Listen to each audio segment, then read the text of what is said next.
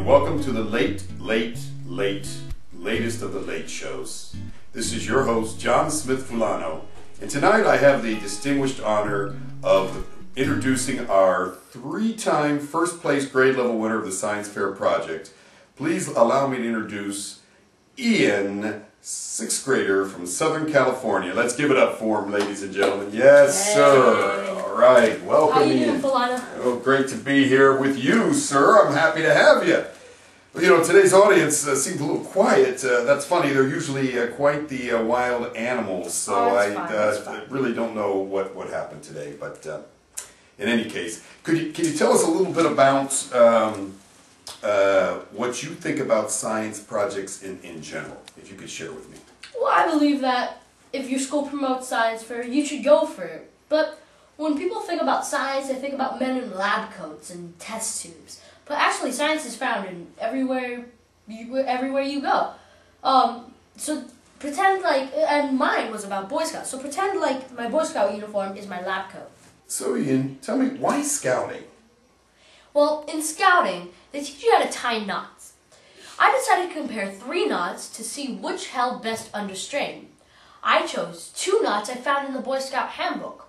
One, the classic Boy Scout square knot, and the other, the sheep bend. I also used one unconventional knot called the granny knot. You can also find these knots on my project display board. The far left, the granny knot. In the middle, square knot. And to the right, the sheep bend.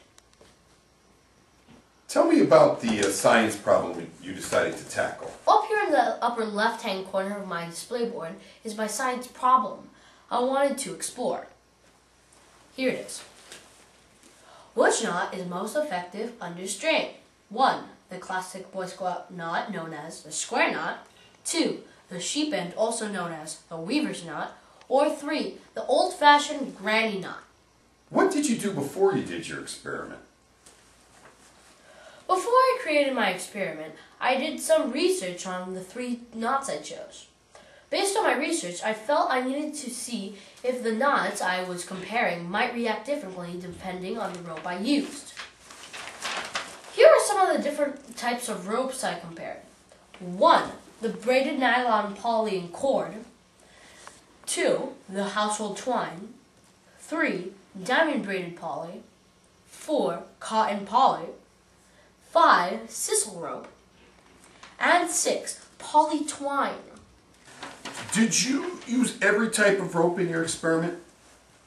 I not only tied pieces of the same rope together, but I also tied the different pieces together as well.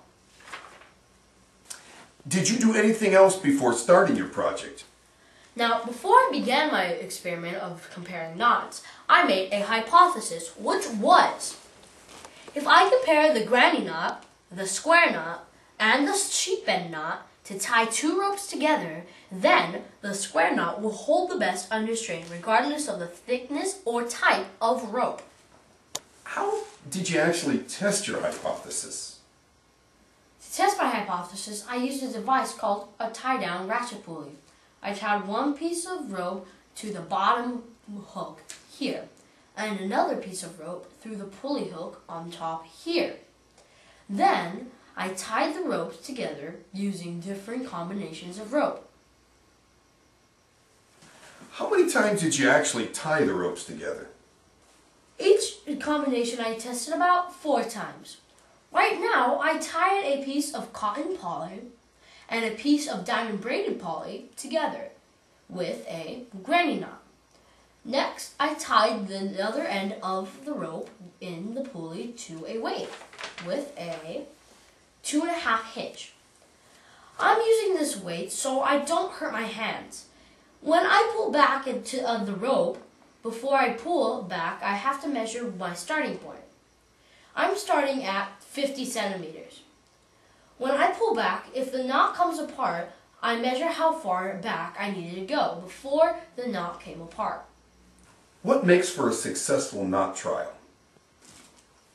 If the knot didn't come apart, no matter how hard I pulled, or if the rope broke before the knot, That means the knot was totally successful. What were your results? If you look at my data sheet, I did a total of 236 trials, which was 84 trials for the granny knot, 84 trials for the square knot, and 84 trials for the sheep bend.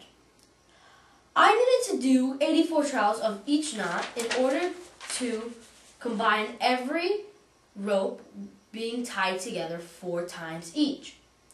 As you can see by looking at my data, the granny knot came apart the most. It only remained successfully tied 32 times out of 84 trials. That's a 40% success rate. The square knot remained 49 times out of 84 trials for a 58% success rate.